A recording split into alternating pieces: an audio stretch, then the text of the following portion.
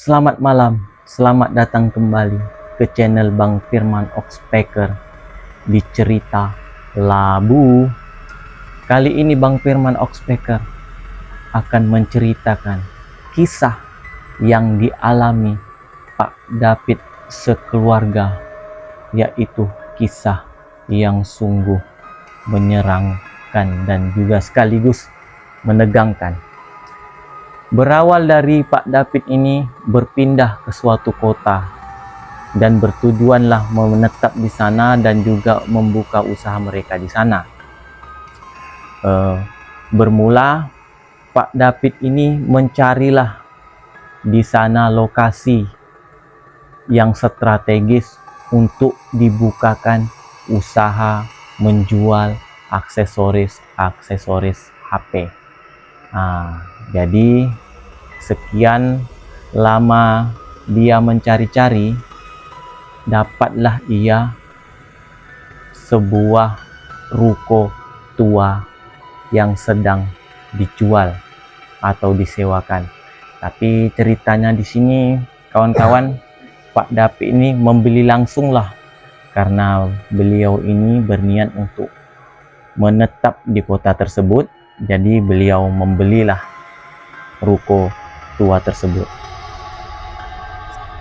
Jadi ruko ini kawan-kawan, dia itu terdiri dari, di bawah itu di lantai dasar biasalah tempat buka usaha. Di lantai 2-nya itu terdapat 3 kamar, 1 kamar mandi, dan juga ada ruang tamunya dan dapur lah, seperti itu. Singkat cerita, setelah Pak David ini merenovasi usahanya inilah, menentukan rak-raknya, kan dia ini ingin membuka usaha aksesoris HP ya di ruko yang baru ia beli ini. Jadi dia tentu mempersiapkan rak-rak atau tempat-tempat lah yang bisa ia gunakan dalam usahanya ini. Setelah selesai renovasi teman-teman, jadi perlahan-lahan datanglah pelanggan demi pelanggan. Ya, awal-awal kita membuka suatu usaha itu memang tidak langsung banyak lah ya kawan-kawannya. Seperti biasalah, awal-awalnya 1 orang, 2 orang, dan seterusnya. Jadi kejadian ini terjadi pada istrinya awal-awalnya ini. Di suatu sore, istrinya itu sedang membersihkan di sekitar lantai 2 inilah yang tempat mereka diami untuk tidur. Kemudian istrinya ini ke belakang, dia menyapu-nyapu, mengepel di bagian belakang. Jadi sontak ia melihat sebuah pintu di belakang itu, seperti ada gudang kecil di belakang itu, tapi dalam keadaan tergembok kawan-kawan.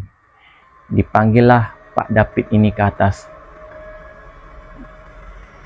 Mas, naik dulu. Kayaknya ada gudang di atas ini. Mungkin bisa kita untuk menempatkan untuk barang-barang yang berlebih-lebih lah istilahnya kan. Jadi naiklah Pak David ini ke lantai 2. Diperiksanya, ternyata memang ada seperti gudang itu di atas di lantai 2 itu, tapi dalam keadaan tergembok. Pak David mungkin bertanya-tanya lah dalam hatinya, kenapa gudang ini digembok oleh pemilik sebelumnya. Pikir begitulah Pak David bercerita ini kawan-kawan. Jadi Pak David ini tentu berinisiatif lah membukanya kan, karena dia ini telah membeli ruko ini.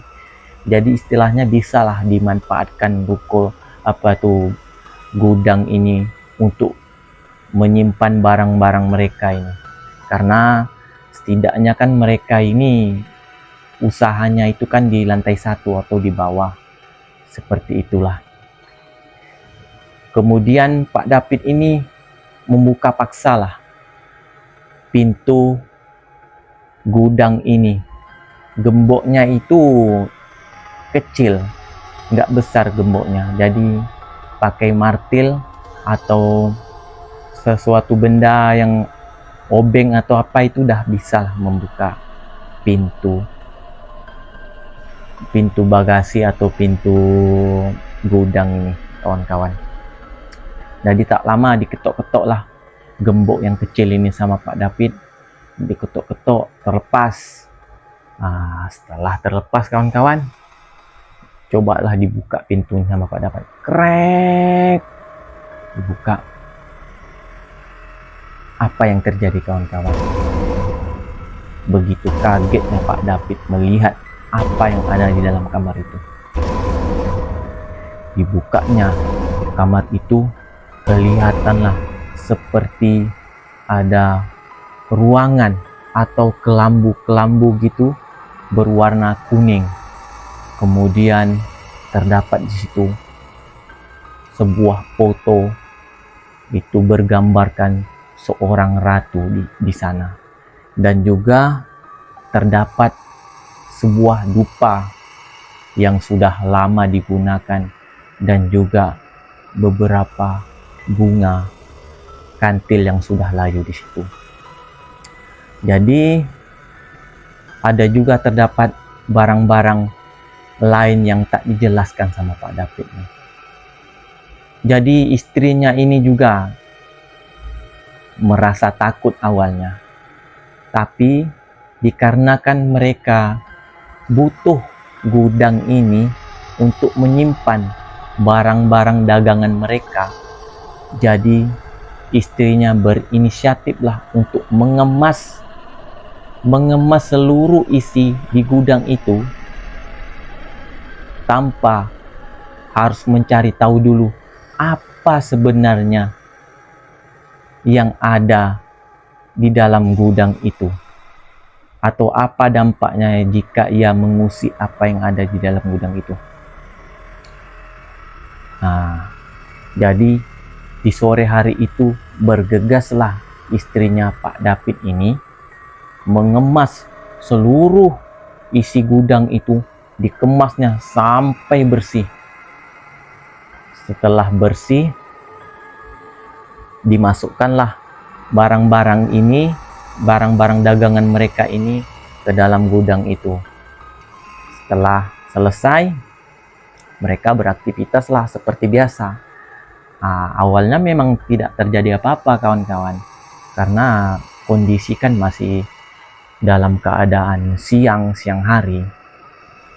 Jadi kita lanjut, kawan-kawan, ceritanya ini ya, kita lanjut. Pada jam 11 malam, toko Pak David ini udah mulai mau tutup lah, istilahnya udah beres-beres lah di bawahnya ini. Karyawan pun pada pulang ke rumah. Setelah Pak David ini beres-beres, menghitung semua keuntungan atau barang semua, diaudit dialah yang mana yang udah dibeli atau segala macam di datanya. Selesai itu,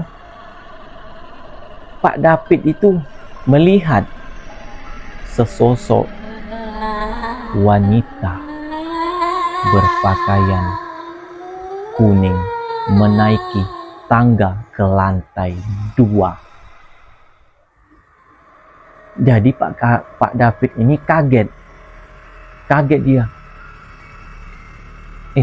Istrinya ini namanya Ita ya, kawan-kawan. Jadi yang memanggil lah istrinya ini, Ita, katanya. Tapi sesosok ini tidak menoleh. Lanjut ia naik ke atas tanpa menoleh sedikit pun dan menghiraukan apa yang dipanggil oleh Pak David ini. Tentu Pak David karena tidak ada mendapat respon, jadi dia pun ikutlah ke atas. Sampai ketika Pak David itu mengikuti sosok tersebut,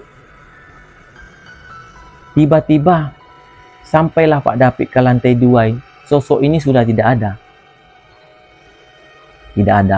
Kemudian diketoklah pintu kamar ini. Tok tok tok tok. Tok tok tok tok. Panggillah istrinya. Kita tadi ada ke bawah ya? Bertanya kepada istrinya. Nggak ada mas. Dari tadi sini aja main HP. Nah, begitulah kata istrinya ini awal-awal. Mana anak-anak? Ini anak-anak pada tidur semua. Pak David udah mulai heran. Tapi ya sudahlah, mungkin pikirnya, mungkin dia halusinasi ya kawan-kawan karena kecapean mungkin. Nah, setelah itu Pak David pergilah ke kamar mandi seperti biasalah, bersih-bersih, menggosok gigi dan sebagainya. Kemudian masuklah Pak David ini ke kamar untuk beristirahat. Pada jam 1 malam, tiba-tiba piring berjatuhan. Teng, tonteng. Pertamanya tak dihiraukan lah. Karena Pak David ini kondisinya dia belum tidur. Istrinya ini dan kedua anaknya ini sudah tidur. Jadi Pak David ini mendengarlah piring itu jatuh dari dapur mereka yang di lantai 2 itu. Mungkin pikirnya tikus lah mungkin ya kan. Berbaik sangka lah Pak David ini. Mungkin tikus lah ini. Tak lama, berapa menit kemudian jatuh lagi piring kedua. Tonteng, tonteng. Pak David mulai terheran. Ada apakah gerangan ini? Dan piring ketiga dan keempat jatuh lagi ke lantai. Ini yang buat Pak David ini keluar. Keluarlah kamar Pak David. Tapi sebelum keluar ia membangunkan istrinya. Ita bangun. Nah, setelah membangunkan istrinya dan ia menjelaskan, pergilah ya ke dapur melihat. Betul kawan-kawan, memang piring itu berserak di lantai. Setelah mereka mengemas-ngemas piringnya ini, mereka berdua saling bertatapan. Padahal sebelum-sebelumnya itu belum pernah terjadi di rumah mereka di lantai 2 ini.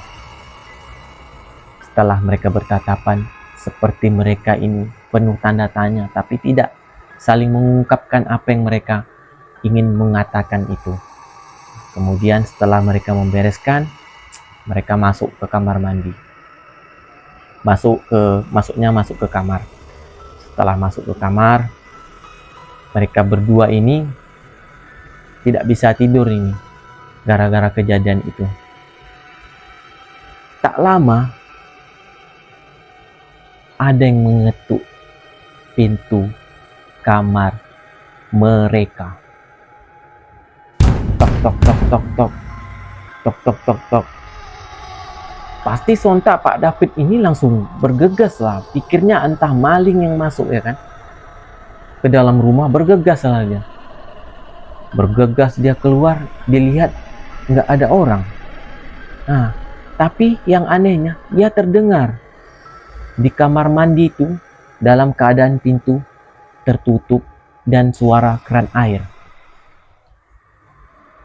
Kemudian perlahan-perlahan Pak David ini dia sempat mengambil sebuah balok yang tak jauh dari yang disimpannya di bawah ranjang tidurnya itu, diambillah sama dia.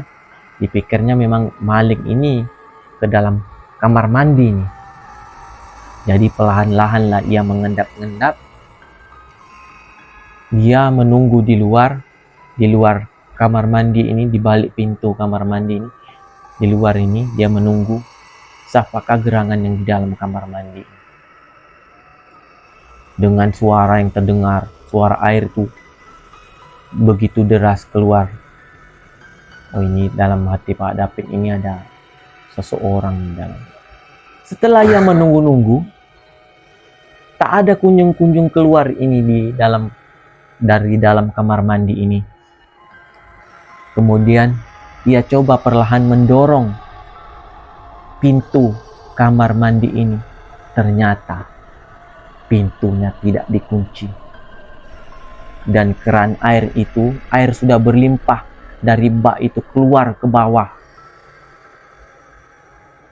Dia mulai bertanya, siapakah yang mengetuk pintu dan membuka keran air?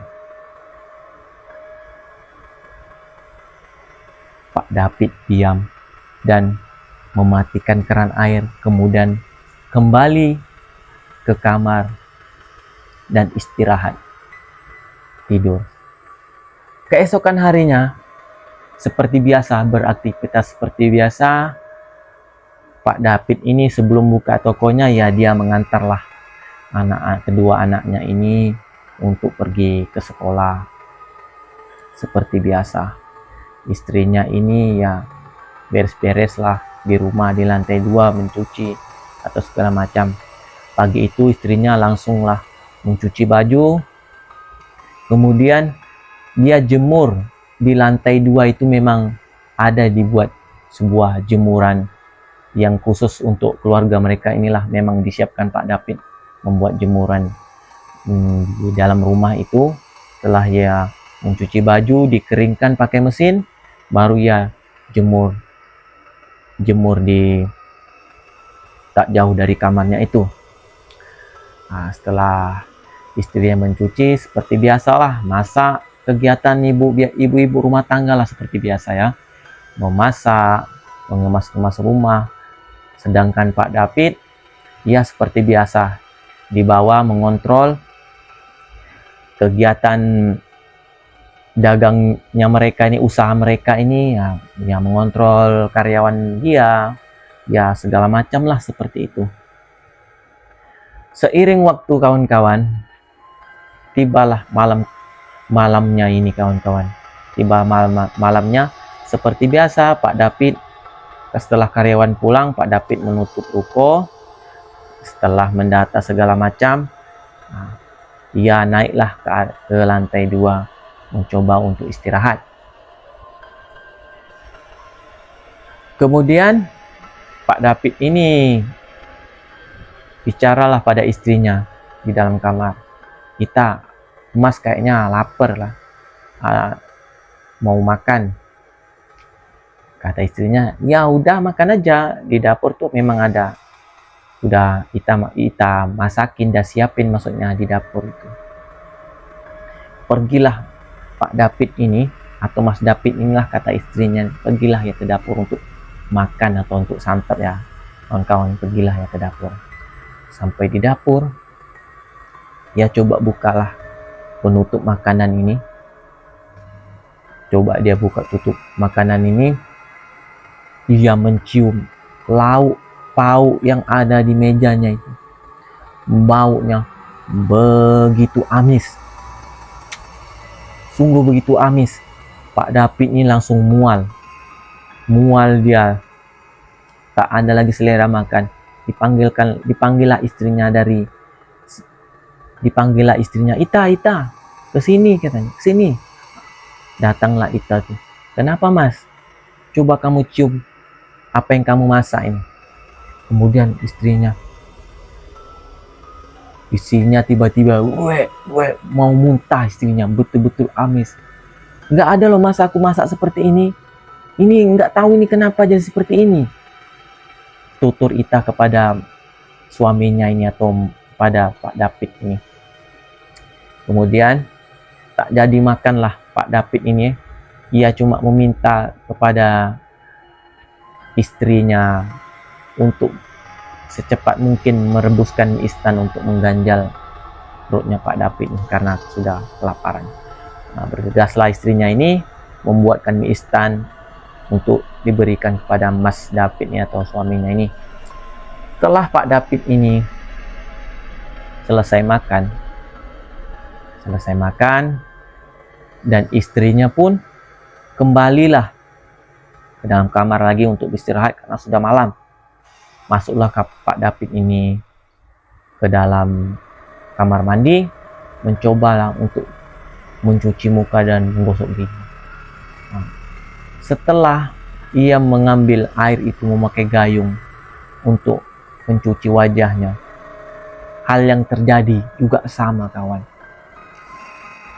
Air yang di dalam bak mandinya ini begitu amis dan anyir seperti bau ular, kawan-kawan. Seperti itu. Ia lagi teriak lagi pada istrinya. Kemudian Ita ini bergegas datang.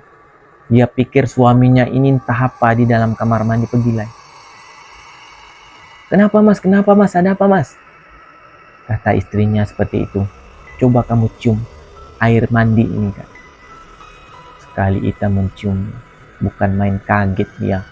Mencium bau air bak mandi itu begitu amis dan anyir. Tidak butuh waktu lama. Pak David ini langsung menguras air bak mandinya itu. Dikuras habis sama Pak David.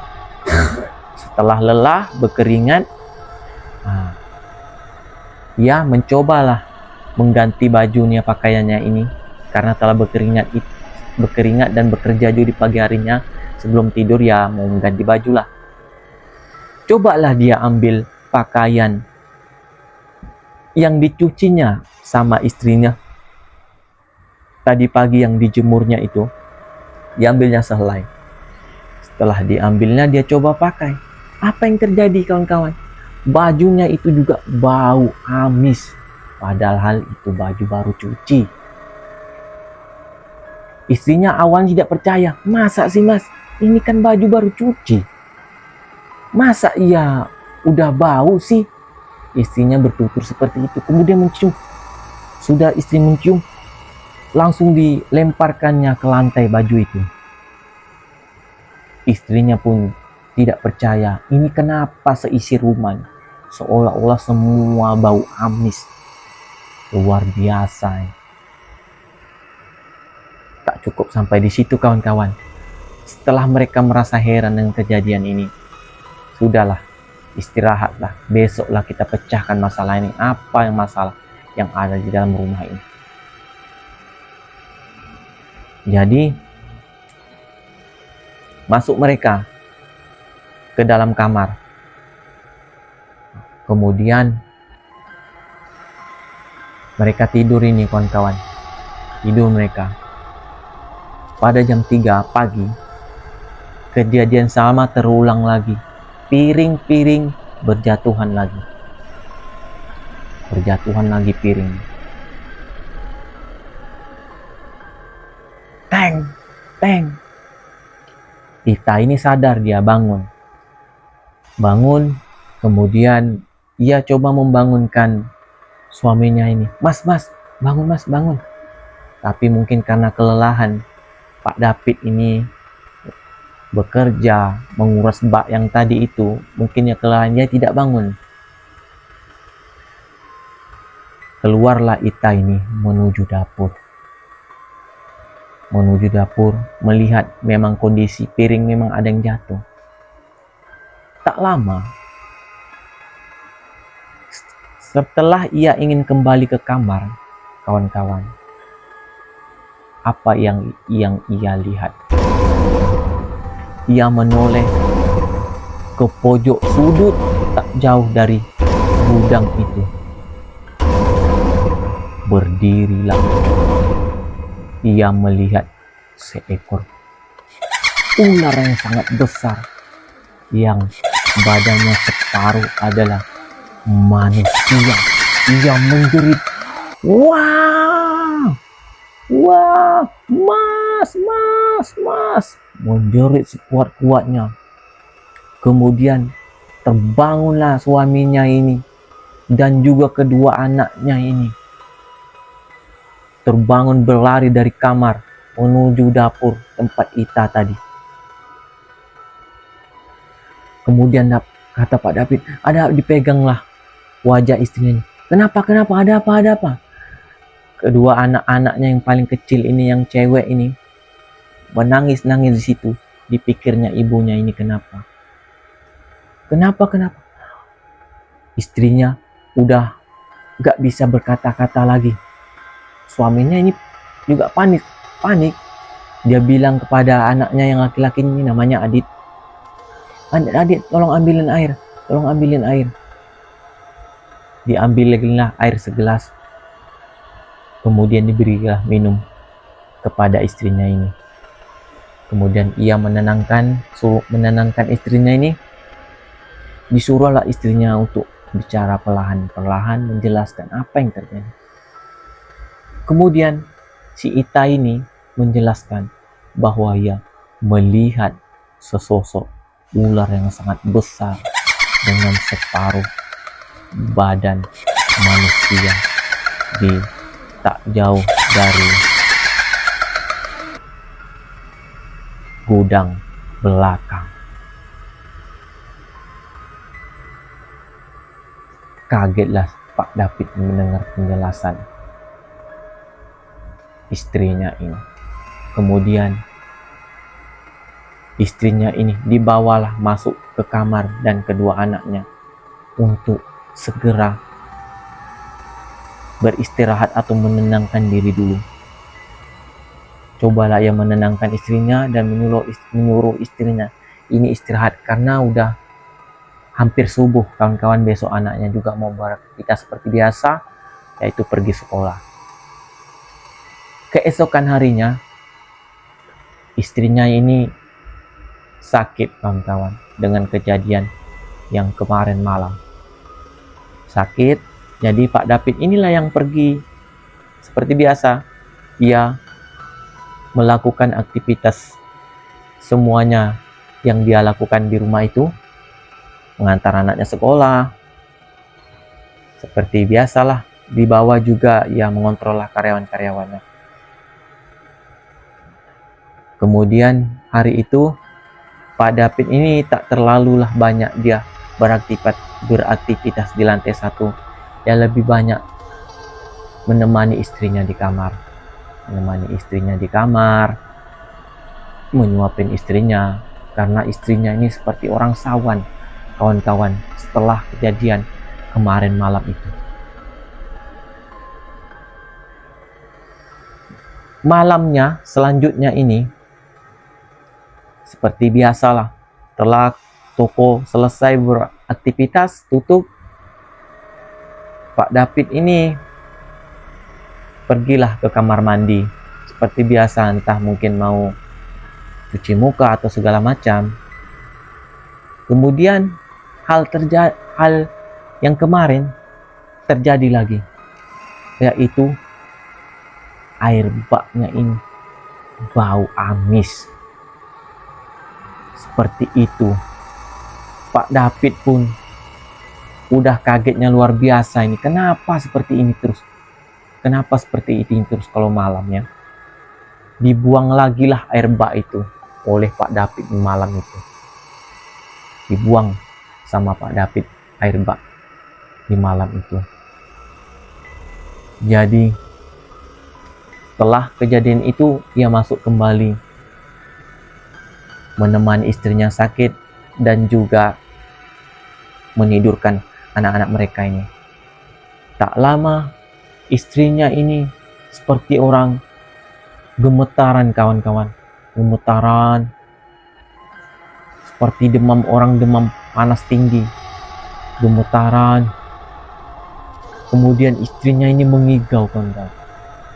Mengigau, ketawalah dia. Ketawa seperti ketawa wanita. Seperti ketawa apa, kawan-kawan? Seperti ketawa kuntilanak. Ketawalah istrinya. Tentu Pak David ini panik dong lihat istrinya seperti itu. Katanya, Ita. Anaknya ini pun dah nangis-nangis, yang dua ini melihat.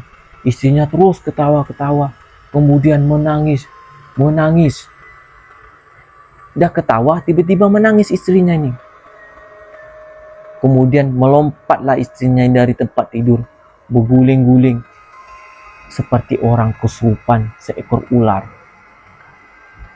Jadi istrinya ini seperti ular menggeliat-liat di lantai. Kemudian Pak David ini paniklah. Cobalah ia telepon teman-temannya yang ada. Teman-temannya yang kenalannya ia di sana. Dicobalah ditelepon.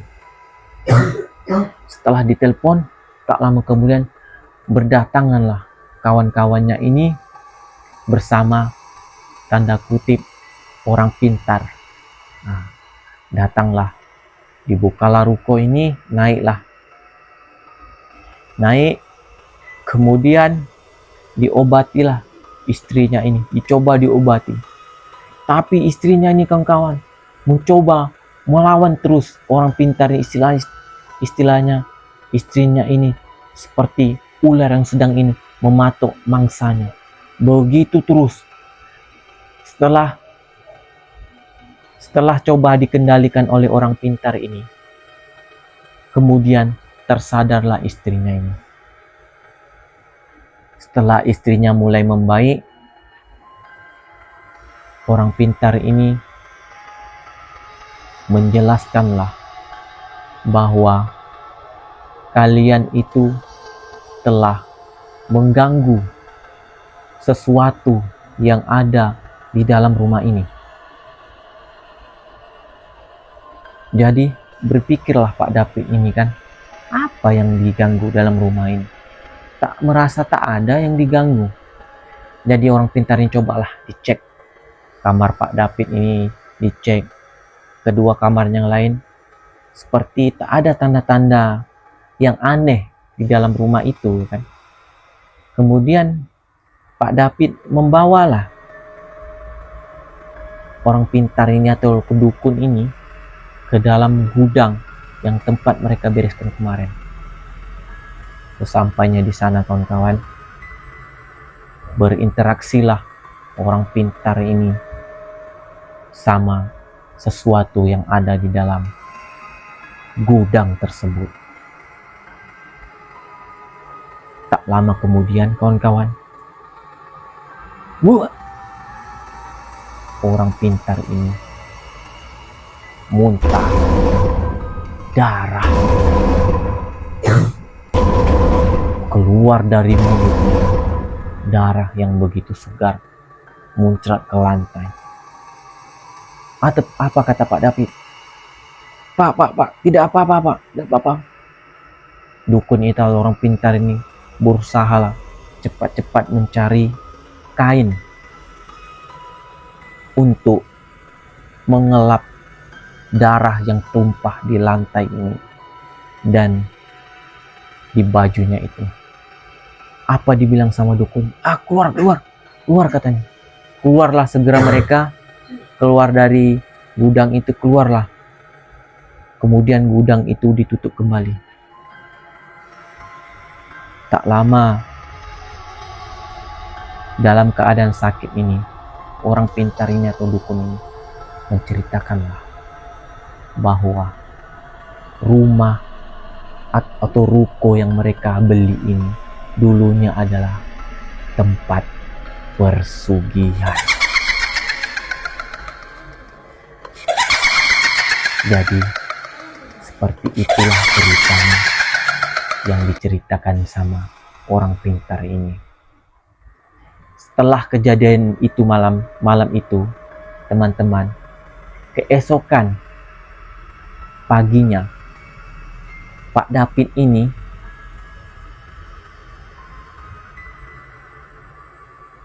dia menyuruh istrinya menyewa hotel bersama anak-anaknya.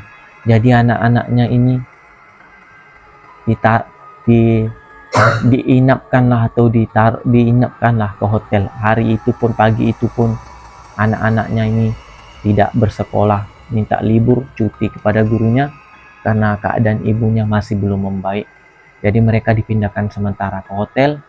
Tapi Pak David ini tetaplah membuka usahanya di lantai 1 seperti biasa dan mengabaikan lantai 2 kamar mereka ini dan seterusnya, Pak. Atau sesekali lah dia naik ke atas itu pada siang hari itu untuk mengambil lah apa-apa yang diperlukan di kamar itu. Jadi singkat cerita kawan-kawan, setelah beraktivitas di malam hari itu seperti biasa ini, kan istrinya ya dan anak-anaknya kan ada di hotel ini. Jadi malam itu Pak David setelah menutup ruko, ia ingin menyusul anak-anaknya dan istrinya ke hotel. Tapi ada ada sesuatu tertinggal di kamar mereka ini di atas ini. Dalam keadaan sudah malam juga, karena kan tutup rukonya kan jam 11.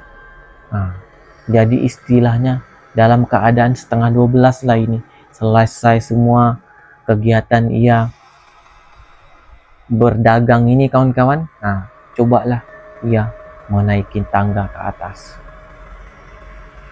Perlahan-lahan ia menaiki tangga. Aduh, merinding ini.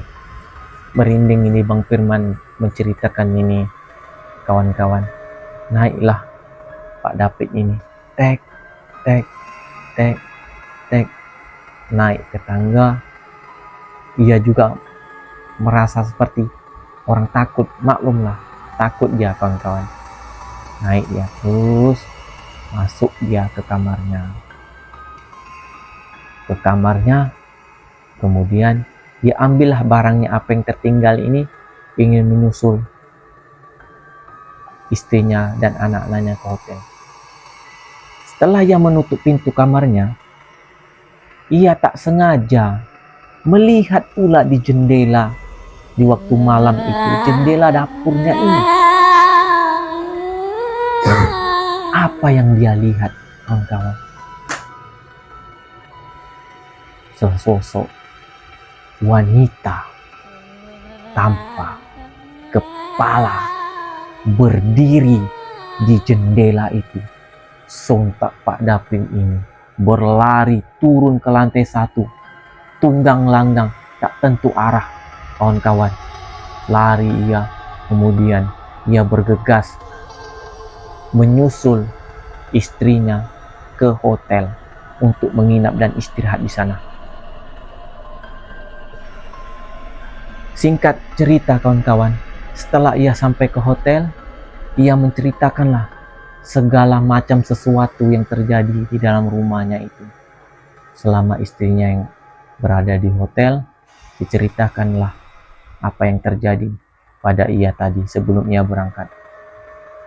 Kemudian istrinya ini pun mulai takutlah kepada suaminya. Berinisiatiflah istrinya ini pada suaminya untuk sementara ini untuk menyewa rumah lah. Tidak mau lagi tinggal di ruko itu.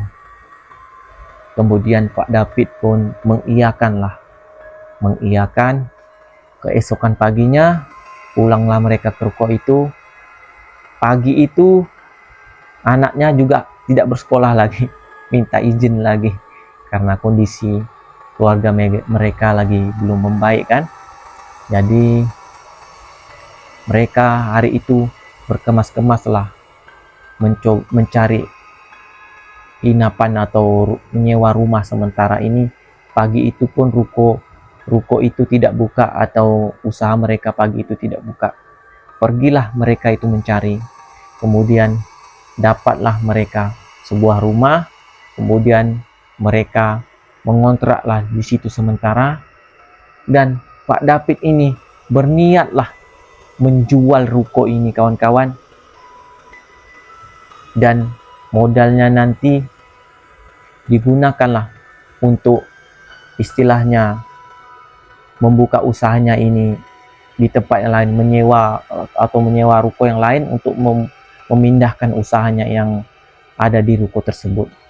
Nah, begitulah kawan-kawan cerita misteri malam ini.